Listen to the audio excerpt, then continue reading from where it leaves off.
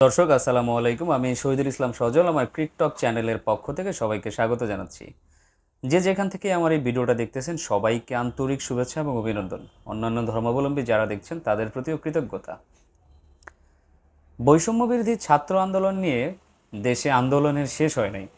তারা যেভাবে আন্দোলন করে একটা সরকারকে পতন ঘটাইছে, এক কথায় দেশটা কিন্তু নতুনভাবে স্বাধীন হয়েছে বা স্বাধীনতা লাভ করছে। দেশের মানুষ কোনো না কোনো জায়গায় হয়তোবা স্বস্তি খুঁজে পেয়েছে। তো আমরা কেউই বৈষম্য বিরোধী ছাত্র আন্দোলনের বিপক্ষে ছিলাম না। এখন যেই কথাটা বলতে চাচ্ছি সেটা হচ্ছে এই বৈষম্য বিরোধী ছাত্র আন্দোলন তারা হয়তোবা, আমি জানি না, হয়তোবা তারা চাচ্ছেন নতুন করে সরকার গঠন করতে কিংবা নতুন কোনো সরকার তাদের ভিতর থেকে বের করে আনতে। হয়তোবা তারা ছাত্র নাগরিক নামে বলেন বা মানে যেটাই হোক, আমি ছাত্র নাগরিকই ধরে নিচ্ছি, হয়তোবা ছাত্র নাগরিক নামে কোনো একটা দলের সূত্রপাত তারা করতে পারে, যতটুকু আমার ধারণা। তবে সত্যি একটা কথা বলতে কি, এই যে আমাদের এই দেশটা দেখতে পাচ্ছেন না, টাকা পয়সা যদি রাজনীতিতে না থাকতো আমার কাছে মনে হয় না সচরাচর কেউ রাজনীতি করতে চাইতো। গণতান্ত্রিক দেশ, মানুষের অধিকার আদায়ের জন্য যে সরকারটা একটা দেশ পরিচালনা করে, মানুষের অধিকারকে প্রায়োরিটিস দিয়ে, মানুষের সুবিধা অসুবিধাকে প্রায়োরিটিস দিয়ে একটা সরকার যেভাবে পরিচালিত হয়, সেইখানে অবশ্যই অবশ্যই সকলেরই সুযোগ আছে।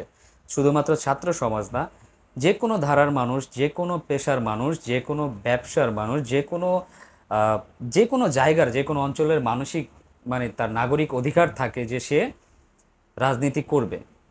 কিন্তু আসলে যদি এখানে পয়সার ব্যাপার না থাকতো, মানুষ কি রাজনীতির প্রতি এত বেশি আকর্ষিত হতো?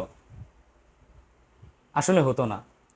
ব্যক্তিগতভাবে একটা কথা বলতে চাই, সেটা হচ্ছে আমাকে যদি জিজ্ঞেস করেন যে তারা যদি রাজনীতি শুরু করেন বা তারা যদি রাজনীতি করতে চান সেইখানে আমার কোনো সমস্যা আছে কিনা, না ভাই, আমার কোনো পার্সোনালি কোনো সমস্যা নাই, কোনো রকমের কোনো ডাউটও নাই তাদের উপরে, তাদের অ্যাবিলিটিসের উপরে। কারণ নতুনরা আসেই সব কিছুকে নতুন করার জন্য, পুরাতনের চিন্তা পুরাতন জায়গাতেই থেকে যায়। আমি তাদেরকে ওয়েলকাম জানাবো যদি তারা নতুন করে রাজনীতি রাজনীতি করতে চায়, জনগণের অধিকার আদায়ে যদি তারা সচেষ্ট হতে পারে, সেই ক্ষেত্রে আমার পার্সোনালি কোনো সমস্যা নেই। তবে এইটা আমি চাইবো যে রাজনীতি যেই করুক, তারা করুক বা যারাই করুক, অন্ততপক্ষে এইটা চাইবো যে মানুষের যে কথা বলার যে অধিকার, বাক স্বাধীনতা, খারাপকে খারাপ বলার অধিকার, ভালোকে ভালো বলার অধিকার, এই জিনিসটা যেন সবার মধ্যে বিদ্যমান থাকে।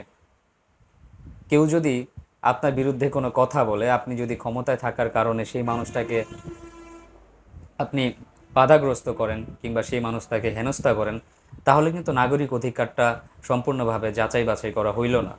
তাহলে কিন্তু মানুষের বাক স্বাধীনতা যেটা ছিল সেটা সেইখানেই বন্ধ হয়ে গেল।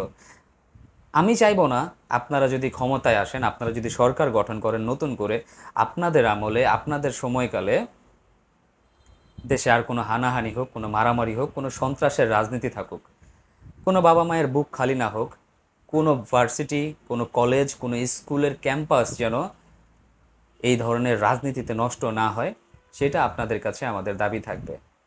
আপনারা যদি নতুন দল করেন বা নতুন দল খুলেন, দেশটাকে নতুনভাবে সাজাতে চান, ব্যক্তিগতভাবে আমি আপনাদেরকে ওয়েলকাম জানাই, আগেও জানিয়ে আসছি, ভবিষ্যতেও জানাবো। তবে ভাই, আপনাদের কাছে শেষ একটা অনুরোধ থাকবে, সেটা হচ্ছে বাক স্বাধীনতার অধিকার। সেই কথাগুলো যেন সবাই বলতে পারে, খারাপকে খারাপ, ভালোকে ভালো। এই জিনিসটা যদি আপনারা প্রতিফলন ঘটাতে পারেন আমাদের দেশের প্রত্যেকটা স্তরে স্তরে, তাহলে আশা করি বাংলাদেশটা সুন্দরভাবে সেজে উঠতে পারবে। দর্শক, যারা আমার এই ভিডিওটা দেখলেন তারা যদি আমার সাথে একমত হন, অবশ্যই আমাকে কমেন্টস করে জানাবেন। আপনাদের যদি কারো কোনো ধরনের মন্তব্য থাকে কিংবা এই বৈষম্য বিরোধী ছাত্র সমাজ, নাহিদ, আসিফ, সার্জিস, হাসনাত, এরা যদি চায় নিজেদের মতো করে দেশটাকে সাজাতে, তাহলে আপনারা তাদেরকে কতটুকু সমর্থন করবেন বা তাদের দিকে কিভাবে এগিয়ে যাবেন, সেই জিনিসগুলো অবশ্যই কমেন্টস করে জানাবেন। সবাই ভালো থাকবেন, সুস্থ থাকবেন। আসসালামু আলাইকুম।